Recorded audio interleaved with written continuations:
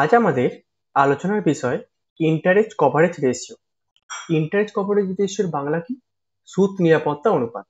প্রথমে আমরা দেখব সুদ নিরাপত্তা অনুপাত কাকে বলে। যে অনুপাতের সাহায্যে কোনো প্রতিষ্ঠানের সুদ ও কর ধার্য করার পূর্বে নিট মুনাফা এবং দীর্ঘমেয়াদী ঋণের ওপর সুদের সম্পর্ক প্রকাশ করা হয় তাকে সুদ নিরাপত্তা অনুপাত বলে। ঠিক আছে, তার মানে আমরা কি দেখলাম, সুদ নিরাপত্তা অনুপাতটা কাকে বলে। ঠিক আছে, তাই সুদ নিরাপত্তা অনুপাত কাকে বলে? যে অনুপাতের সাহায্যে কোনো প্রতিষ্ঠানের সুদ ও কর ধার্য করার পূর্বে নিট মুনাফা এবং দীর্ঘমেয়াদী ঋণের উপর সুদের সম্পর্ক প্রকাশ করা হয় তাকে সুদ নিরাপত্তা অনুপাত বলে। ঠিক আছে, এইবার আমরা দেখব সুদ নিরাপত্তা অনুপাতের ফর্মুলা কি। সুদ নিরাপত্তা অনুপাতের ফর্মুলা অর্থাৎ ইন্টারেস্ট কভারেজ রেশিও এর ফর্মুলা কি? Net profit before interest and tax divided by fixed interest charges. তাহলে কি দেখলাম, ইন্টারেস্ট কভারেজ রেশিওর ফর্মুলা হচ্ছে net profit before interest and tax divided by fixed interest charges. ঠিক আছে, এইবার একটা জিনিস বুঝবো, এই যে net profit before interest and tax এটা বার করবো কিভাবে। দেখো, বেশিরভাগ অঙ্কে তোমরা একটু খেয়াল করে দেখবে নেট প্রফিট আফটার ট্যাক্সটা দেওয়া থাকবে, নেট প্রফিট আফটার ট্যাক্স দেওয়া থাকবে। তোমার যেতে হবে এই নেট প্রফিট বিফোর ট্যাক্সে। এটা যাবো কিভাবে? দেখো, নেট প্রফিট বিফোর ট্যাক্স থেকে ইন্টারেস্ট বাদ দিলে এবং ট্যাক্সটা বাদ দিলে যেটা আসে সেটার নাম হচ্ছে নেট প্রফিট আফটার ট্যাক্স। তাহলে কি বললাম, নেট প্রফিট বিফোর ট্যাক্স থেকে ইন্টারেস্ট এবং ট্যাক্স বাদ দিলে আসছে নেট প্রফিট আফটার ট্যাক্স। তাহলে আমাকে যেতে হবে কোথায়? বিফোর ট্যাক্সে। এর জন্য যে কাজটা আমাদের করতে হবে, দেখো একটা উদাহরণ নিয়ে বোঝাই। ধরো এইটা তোমার বাড়ি, এইটা তোমার বাড়ি। যখন তুমি, এটা তোমার টিউশন, তুমি টিউশনে পড়তে আসছো। ঠিক আছে, এইটা তোমার টিউশন, টিউশন তুমি পড়তে আসছো। পড়তে আসার সময় এইখানে এই যে রাস্তাটা আছে, এই রাস্তাটা, এই জায়গাটা তোমার পিসির বাড়ি। তোমার যখন তুমি বাড়ি থেকে আসছো, তোমার মা বলছে সাইকেলে করে যে আমি একটু নিয়ে যাবি রে, তা তুমি কি করলে? তোমার মাকে সঙ্গে করে নিয়ে এলে, তার মানে প্লাস করছিলে, নিয়ে এসে পিসি বাড়িতে রাখলে। ঠিক আছে, এইবার যাত্রাপথ তোমার এখানে বন্ধুর বাড়ি, এটা বন্ধুর বাড়ি। ঠিক আছে, এই বন্ধুর বাড়িতে এই বন্ধুকে তুললে সাইকেলেতে, মাকে না দিয়ে বন্ধুকে তুলে টিউশনে চলে এলে। এবার টিউশন পড়া শেষ হলো, টিউশন পড়া শেষ হয়ে যখন বাড়ি যাচ্ছ, বন্ধুকে এখান থেকে নামালে। তার মানে কি, যখন নামাচ্ছ কি হচ্ছে, ব্যাকে ফিরছি, ব্যাকে কি হচ্ছে, প্লাসটা কি হলো তাহলে এখন মাইনাস। ঠিক অপর দিকে তোমার পিসির বাড়ির সামনে থেকে তুমি মাকে তুললে বাড়ি নিয়ে যাওয়ার জন্য আবার, তার মানে এখানে নামিয়েছে তখন কি হয়েছিল, মাইনাস হয়েছিল, নামিয়ে দিয়েছিলে। তাহলে এখান থেকে যখন তুমি যাচ্ছ তখন কি হচ্ছে, প্লাস হচ্ছে, আবার নিয়ে গিয়ে বাড়ি পৌঁছেছে। তার মানে কি, ব্যাকে যখন ফিরছি প্লাসটা কি হচ্ছে মাইনাস, মাইনাসটা কি হচ্ছে প্লাস। তার মানে আমি যখন নেট প্রফিট আফটার ট্যাক্স থেকে বিফোর ট্যাক্সে পৌঁছাবো তখন কিন্তু কি হবে, ট্যাক্স এবং ইন্টারেস্টটা কিন্তু অ্যাড হবে। ঠিক আছে, তাহলে কি বললাম, আমরা দেখেছিলাম উদাহরণে যখন সিম্পল যাচ্ছিলাম টিউশন পড়তে যাচ্ছিলাম তখন মাইনাস মাইনাস করতে করতে আসছিলাম। ঠিক আছে, এবার যখন আমি, সরি মাইনাস, এটা প্লাস ছিল, বন্ধুকে তুলেছিলাম যখন প্লাস হয়েছিল, তুলে টিউশনে পৌঁছেছিলাম। এবার যখন বাড়ি ফিরছি বন্ধু টিউশনে, তার বাড়ির সামনে নামিয়ে দিতে হচ্ছে, তাহলে কি হচ্ছে, মাইনাস করলাম। আবার মাকে পিসির বাড়ির সামনে থেকে তুলছি, তাহলে কি হলো, এটা প্লাস হলো, তুলে বাড়ি পৌঁছে গেলাম। তাহলে কি দেখলাম, প্লাসটা কি হলো মাইনাস, মাইনাসটা কি হলো প্লাস। তার মানে কি দেখলাম, ঠিক অপোজিট হয়, যখন ব্যাক ক্যালকুলেশন করব তার ঠিক অপোজিট হয়। তাহলে কি বললাম, নেট প্রফিট বিফোর ট্যাক্সে পৌঁছাতে গেলে যদি আমার আফটার ট্যাক্সটা দিয়ে দেয়, ইন্টারেস্ট এবং ট্যাক্সের ক্ষেত্রে আমরা কি করতে হবে, প্লাস করতে হবে। দেখে নাও কি করেছি, নেট প্রফিট আফটার ট্যাক্স, তাহলে কি বললাম, যেটা দেওয়া থাকবে তার সঙ্গে ইন্টারেস্ট এবং ট্যাক্স অ্যাড করলে কি পাবো, net profit before tax. Okay, এইবার এই যে ফর্মুলাটার মধ্যে net profit before interest and ট্যাক্সটা পেলাম, এবার যেটা আইটেমটা আসছে সেটা কি, সেটা হচ্ছে কি ফিক্সড ইন্টারেস্ট চার্জেস। তবে একটা কথা বলে রাখি, এই যে ফিক্সড ইন্টারেস্ট চার্জেস, এই ফিক্সড ইন্টারেস্ট চার্জেসের মধ্যে কি আছে, interest on long term dates. ধরে নাও 10% ডিবেঞ্চার বলেছে 2 লাখ টাকা, তার মানে 2 লাখ টাকা 10% চাপাবো, যে ইন্টারেস্টটা পাচ্ছি ওই ইন্টারেস্টটা কিন্তু এখানে আসবে। তাহলে কি বলেছে, interest on long term dates, interest on long term dates. এই কথাটার মানে কি, ধরো 12% ডিবেঞ্চার আছে 2 লাখ টাকা, বা 10% ডিবেঞ্চার আছে 2 লাখ টাকা আছে। এইবার এই যে 10% এটা ইন্টারেস্ট, তো 10%টা কি দিয়েছে, এটা ইন্টারেস্ট। তার মানে ওই 2 লাখ টাকাটা আসল আছে, ওই 2 লাখ টাকা আসলের উপর 10% চাপাবো। ঠিক আছে, অর্থাৎ 20,000 টাকা চাপিয়ে দিলাম, সেটা কি হচ্ছে interest on long term dates. ঠিক আছে, এছাড়া অনেক অনেক ইন্টারেস্ট আছে, যা তোমাকে একটা উদাহরণ দিয়ে বসলাম। ঠিক আছে, এইবার যে বিষয়টা আসছে অ্যানালাইসিস, অর্থাৎ এই রেশিওটা করে পাচ্ছিটা কি আমরা। দেখো, প্রতিষ্ঠানে যে ঋণ সংগ্রহ করে তা ফেরত দেওয়ার ক্ষমতা কতখানি আছে সেটা নির্ণয় করার জন্য এই অনুপাত ব্যবহার করা হয়। ঠিক আছে, তাহলে প্রতিষ্ঠানে যে ঋণ সংগ্রহ করে তা ফেরত দেওয়ার ক্ষমতা কতখানি আছে সেটা নির্ণয় করার জন্য এই অনুপাতটা ব্যবহার করা হয়ে থাকে। ঠিক আছে, এইবার আমরা একটা অঙ্কের মাধ্যমে বুঝি। দেখো কি লেখা আছে, the operating profit of NPC LTD after charging interest on debentures and tax. তার মানে কি, আমি কি বললাম, after charging interest and tax on debentures লেখা আছে।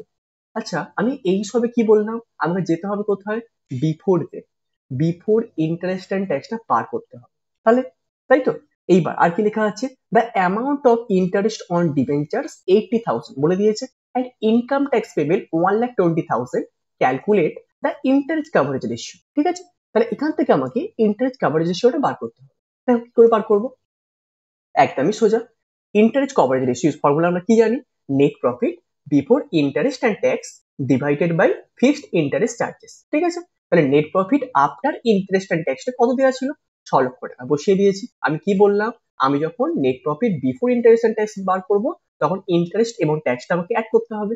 অর্থাৎ আমার এখানে ইন্টারেস্ট কত ছিল, এই যে ইন্টারেস্ট অন ডিবেঞ্চার কত বলে দিয়েছে, 80,000 টাকা বলে দিয়েছিল না, আর ট্যাক্সটা কত টাকা বলে দিয়েছিল, দেখো ট্যাক্সটা ছিল 1,20,000 টাকা। তাহলে কি বললাম, ইন্টারেস্ট এবং ট্যাক্স দুটো যদি অ্যাড করি তাহলে আমরা পৌঁছে যাব net profit before charging interest and tax. তাই তো, দেখো তাই আমরা করেছি।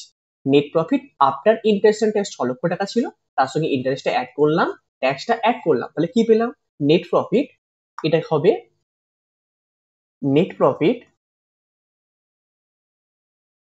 Before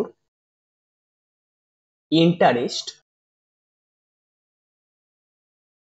and tax. ওকে, তাহলে 8 লাখ টাকা কি হলো, net profit before interest and tax. Okay, net profit interest কভারেজের ফর্মুলা কি, net profit before interest and tax divided by, আমরা দেখেছি ফিক্সড ইন্টারেস্ট চার্জেস।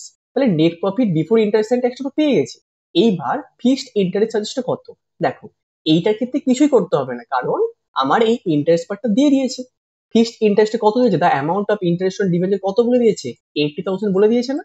দেখো জাস্ট এটা কি করবো, পুট করবো, 8 লক্ষ ডিভাইডেড বাই 80,000 পুট করে দিলাম। তাহলে 8 লক্ষকে 80,000 ভাগ করলে কত আসে, 10 টাইমস। কত আসছে, 10 টাইমস। ঠিক আছে, 8 লক্ষকে 80,000 ভাগ করলে কত আসছে, 10 টাইমস। ওকে, তার মানে আমরা প্রথম পেয়ে পেলাম ইন্টারেস্ট কভারেজ রেশিওটা পেয়ে গেলাম 10 টাইমস। ঠিক আছে, এরপরের অঙ্ক কি বলেছে, calculate interest coverage ratio from the following information, net profit before interest and tax. দেখো এর ক্ষেত্রে আমার কত সুবিধা, net profit before interest and ট্যাক্সটা দেওয়াই আছে। এবার কি দিয়েছে, লং টার্ম লোনস এর মধ্যে দিয়েছে 10% ডিবেঞ্চার 3 লক্ষ, 12% মর্টগেজ লোন 2 লক্ষ, সরি 10% ডিবেঞ্চার 3 লক্ষ, 12% মর্টগেজ লোন 2 লক্ষ।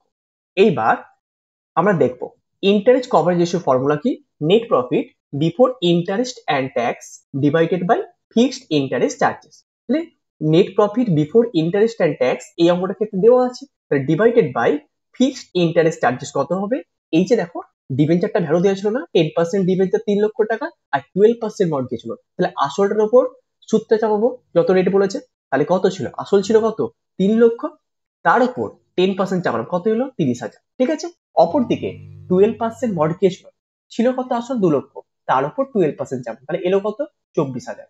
30,000 এবং 24,000 যোগ করলে কত আসছে, 54,000। এটা কি এলো, ফিক্সড ইন্টারেস্ট চার্জেস। ঠিক আছে, এবার আমরা ফর্মুলা জানি, interest coverage ratio is equal to কি, net profit before interest and tax divided by fixed interest charges. তাহলে ফিক্সড ইন্টারেস্ট চার্জেসটা বার করলাম, তাহলে ঠিক আছে, তাহলে ইন্টারেস্ট চার্জেস টোটাল কত হয়েছিল, 54,000 টাকা। তাহলে 3,78,000 ভাজিতক 54,000, তাহলে এলো কত 7 টাইমস। তাহলে 3,78,000কে 54,000 দিয়ে ভাগ করলে এলো কত 7 টাইমস। ঠিক আছে, তাহলে ইন্টারেস্ট কভারেজ রেশিও আমরা পেয়ে গেলাম।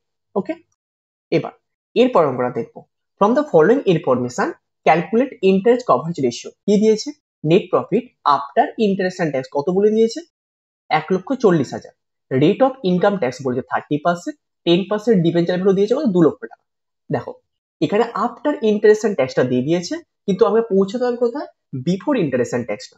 এই অঙ্কটা একটু করে দেখতে খটামটো লাগলো, অঙ্কটা ভাবার কিছু নেই। দেখো আস্তে আস্তে আমরা করবো। তাহলে ইন্টারেস্ট কভারেজের ফর্মুলা কি জানি, net profit before interest and tax divided by fixed interest charges. ঠিক আছে, লিখে দিয়েছে এটা।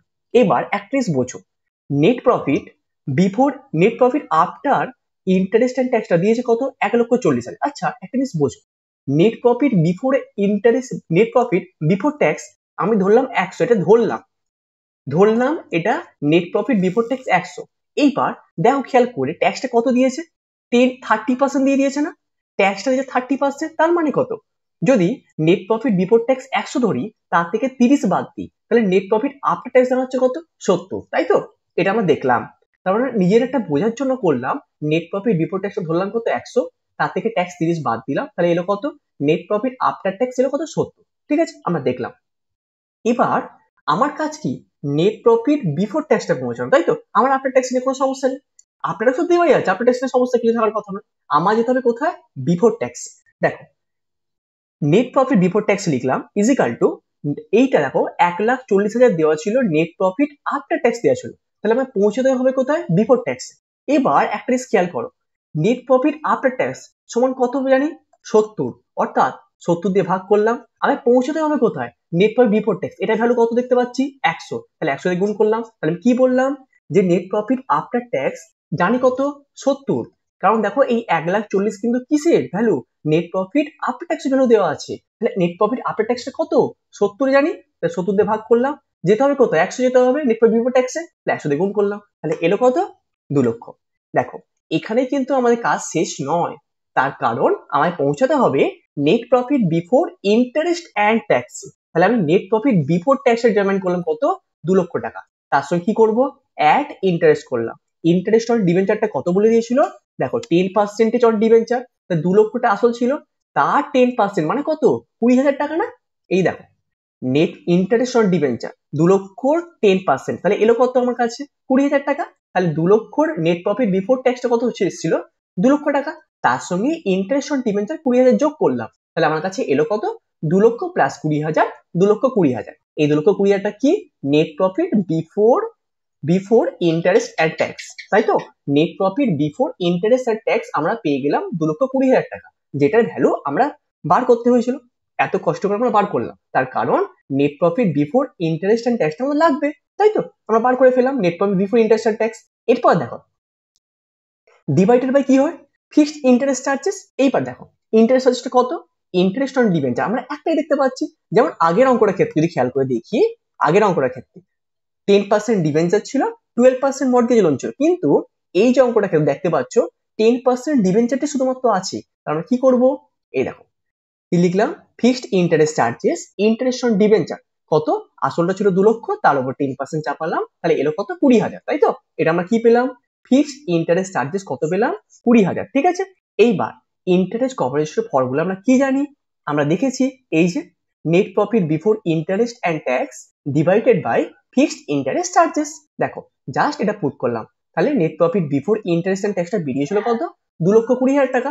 এই দেখো 2,20,000 টাকা বেরিয়েছিল, বসিয়ে দিলাম, ডিভাইডেড বাই ফিক্সড ইন্টারেস্ট কত বেরিয়েছিল আমার, 20,000, তাহলে বসিয়ে দিলাম 20,000, তাহলে এলো কত, 2,20,000 ভাজিত 20,000, তাহলে এলো কত, 11 টাইমস। ঠিক আছে, তাহলে ইন্টারেস্ট কভারেজ রেশিওটা এলো কত এখানে, 11 টাইমস। ঠিক আছে।